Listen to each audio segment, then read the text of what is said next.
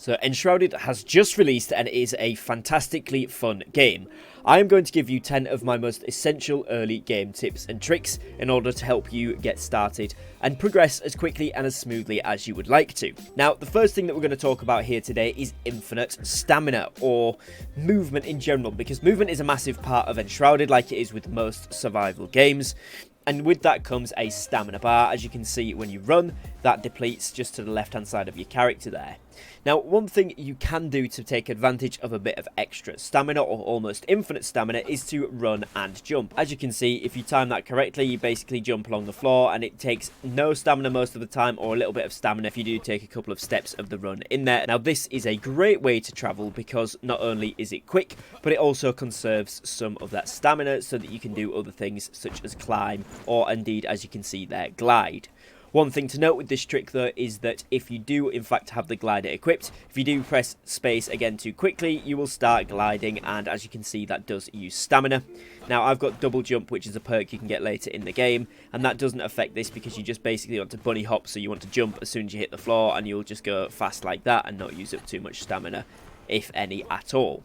Now, I'm not sure if this is an intended feature or not, but at the current state of the game, which is the first day it releases at the time of recording into early access, this is something that you can do, and it is very useful for getting around the map nice and quickly because the world map is huge. Now, speaking about gliders, gliders are also a fantastic tool for movement in the early game, of course for exactly what the name suggests, which is of course gliding here, but they are also fantastic for movement tools for getting up steeper hills or mountains. Now, a caveat to this is they don't work on all of them, but any sort of like this one you can see just in front of the character here, where you've got a bit of grass and a bit of ridges that you could probably jump up to. You can kind of jump onto them, and if you start to fall down, you can of course pull the glider out. What this will do is then give you a boost roll forward. As you can see, when you land there, you do get that boost forward of a roll.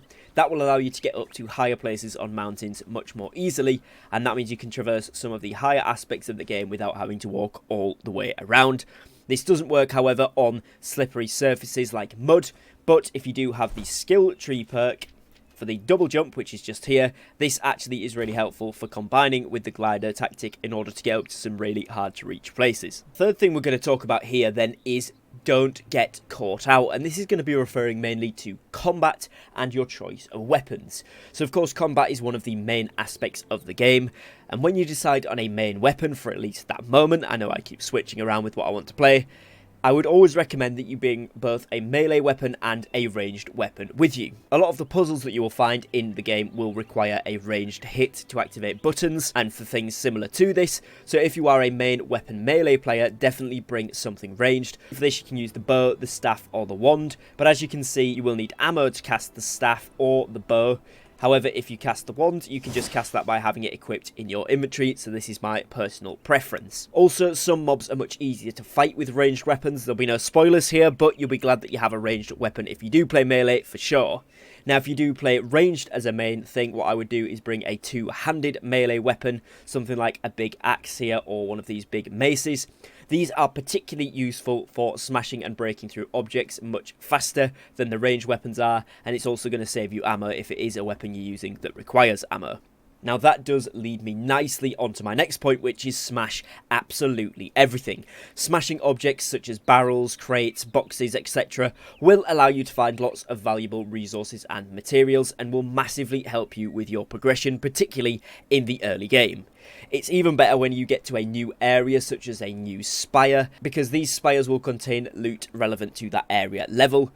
So if you've just leveled up your flame altar to a new tier, which of course unlocks a new area that you can get to in terms of the shroud, on which shrouds you can traverse, then you can get to a new spire, for example. If you head into there and start smashing up all of the vases and the urns and that sort of stuff that are inside them, then you will get some of the materials when you get to that area that are relevant for it and your next step of progression. Now, this also works for the early game stuff, so yes, metal scraps, which I know is an absolutely huge thing a lot of people have been asking about. How do you get metal scraps? If you see any sort of metal object, destroy them, it has a chance to drop the scraps, and also specific things such as carts that are made of metal will drop metal scraps for you as well. Very close to the starting area, which is right here on the map next to Longkeep, you are asked to build a home. The first elixir well that you are told to go to does have a lot of carts around it that are made of metal or have metal objects in. If you go ahead and smash these up, you will be able to get a decent amount of metal scraps, which will probably be enough for your first set of upgrades, and then all of the other camps, both in the Shroud and not in the Shroud, will have metal items in that will also drop you some metal scraps. Now, similarly to this, you will of course want to pick up everything you see, as is the case in most survival games. Having resources is always good, and storage in Enshrouded is actually fairly easy to make lots of. No spoilers again, but later in the game this becomes even better and easier, so having lots of resources and materials is going to be great. Now, food in particular is great to get, as you can have up to 3 bonuses active at one time from food, so do make the most of this. It will increase things like your stamina, your health, your damage, etc. Now, if you can cook the food, also do that. It will increase the potency of the buff that it provides. You want to cook until you hear the first sear noise, and then take it away to avoid burning the food and making tar. Now, these explosive powder balls that you can see on screen now only do 15 damage, but these can be crucial early game when you are trying to fight mobs, or particularly some of the bosses. So if you are finding something particularly difficult to kill, these can do a lot of damage to them. And they also do a decent amount of area damage, so particularly early on when the mobs are not as high level, these can be really, really effective in combat, as well as for getting through some of those foam style walls that you can break down with these. So that's going to really help until you get yourself a good weapon setup. Another equipment advantage you want to be aware of is food is great, but it doesn't actually heal you, it does just give you buffs. So you can get things like the red mushrooms here, which give you +1 intelligence. You can get things like the honey here, which give you stamina recharge, but they don't give you health. What does give you health, however, is health potions. Of course, the berries, if you find the purple berries, which are generally jotted all over the map, especially near the starting area, these give you health regeneration, and also bandages, which you'll find in loot, and you are also able to make these. These are really, really good for healing over time, as you can use these before you go into a fight to ensure that you are healing throughout some of that fight and negate some of the damage if you do take any. Finally, especially if you are a melee player, one thing you want to be aware of is blocking in this game. Blocking, if you have enough stamina, will negate 100% of the damage that you would have received. Use this to your advantage. It is going to be super, super helpful, and if you do get a perfectly timed block, you can of course stun the enemy, again making it easier to get that kill. Now, this can be done with two-handed weapons as well. You don't hold the shield up, obviously, unless you have a one-handed weapon, but you can just block with a two-handed weapon, but you cannot block with a staff or a bow. So bear that in mind. You might want a melee weapon to switch out to if the enemies get a bit close for comfort. Now, mob drops is another massive thing in the game. Mobs that you kill will drop loot when killed, which seems pretty simple and is a common theme across most survival games and games of this style, but this is particularly useful information in Enshrouded, as you can target certain mobs for the resource that you need. So for example, the skeleton or the Shroud style mobs in the game drop things like bone and salt. The animal bear looking ones drop things like animal hide and meat, and the gladiator looking ones, which are often labelled as the scavenger areas on the map, are great, especially in the early game, to get scrap metal from, because if you do kill them they will drop scrap metal, and I assume this is because they've got like scrap metal armor on. So this is really, really crucial. It's a great way to get scrap metal early on after you've destroyed a few things and got that first bit. You can take these guys on and you'll be able to get some scrap metal from them, so it's great for getting those initial tools and upgrades going. Now, you don't want to miss this. A lot of the POIs around the map often have lots of valuable loot in them, things like secret doors, underground caves, or dungeons, and a lot of the time will have some sort of quest to complete in that area, or a quest will take you to those areas. A lot of the time these areas also have anvils in them, which will allow you to repair your gear while you are out and about in the world of Enshrouded without having to go back home to your crafting table. This can make your adventure go on for more time and can be very useful when you smash through all of the boxes and barrels that an area has to offer, so don't miss out on that one. Also doesn't cost any materials or resources, so certainly make use of it. Now, the next point here is the power of the flame. Make as many flame altars as you can, because this will allow you to fast travel to the location in which you build them whenever you are not in the Shroud. You can of course make bases with them, or just use them as TP areas like I have so far. If I open up my map, you can see the home base there, which is a level 3 one.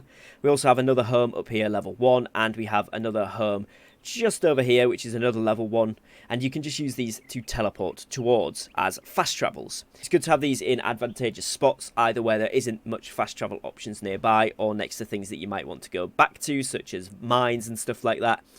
Now, at the moment, at the time of recording this, enemies do not attack buildings, they only attack the players, so these will be perfectly safe to leave in the world, and you can just travel to them at any point in which you would want to do so. If you are in the map screen as well, you can see on the middle left hand side here, it does actually tell you how many active altars you have. So I have 3 out of 6 active on this world, so you can see how many you've built and how many you have left to place, so you can adjust these and move them if you want to later on as well. But certainly make use of this. It is a great way to fast travel back to locations, especially when they are further away from the fast travels you already have active. Now finally here, I want to talk about the Shroud. Of course, we have to mention the Shroud when we're talking about early game tips for Enshrouded. Firstly, the Shroud flasks. Shroud flasks are these bad boys right here, the Shroud survival flasks, and what you get here is a plus 2 minute maximum to time in the Shroud, and this lasts for 45 minutes. Now this is a really powerful buff, but one thing that I got confused about when I first started the game, and I've seen a lot of players do, is it gives a plus 2 minutes to the total time, so they cannot be used as a failsafe when running low on time while you're already in the Shroud. They add to the maximum time and not the current time, so use this before you go in to have the extra time, so that then you've got the time in there. You can't use it once the timer starts to tick down inside. It won't give you an extra 2 minutes. You will, however, be able to find little glowing red capsules around the shrouded areas that will restore 2 minutes to the time left, or your active time, rather than to the maximum time. So these can be used to make sure that you don't run out of timer left in the Shroud and eventually die. So if you are running low, take a look around generally in the POIs and the built up types of areas in the Shroud. You'll be able to find these. Now, final thing when you're in the Shroud as well, you want to make sure you gather the materials, Shroud wood, the Shroud juice, because you are going to need all of these things for your upgrade. Again, without any spoilers, just make sure you bring back everything that you can, because it'll save you going back to gather there specifically at another point. Now, finally, if you have stuck with me till the end of the video here, a little bonus tip is make sure during combat that you are always backstabbing the enemy where this is possible, as it does do bonus damage. This is also possible with bows and magic weapons, although it's called backstab. If you hit them from behind, you still get the bonus damage for this. Now, this is, of course, much easier in co-op when the other players are distracting the enemy, but you can do things like dodge roll around or sneak up on enemies to get this bonus damage attributed to you if you are playing solo as well. So, thank you very much for watching. Hopefully you have enjoyed. Make sure you drop me a subscribe if you want to see more Enshrouded content. Let me know any tips and tricks that you think are crucial that I have missed for the early game down below in the comments, and drop the video a like if you did find it useful, as that really helps out me and the YouTube algorithm. Other than that, thanks for watching, and I'll catch you again on a new video very shortly. Take care and peace.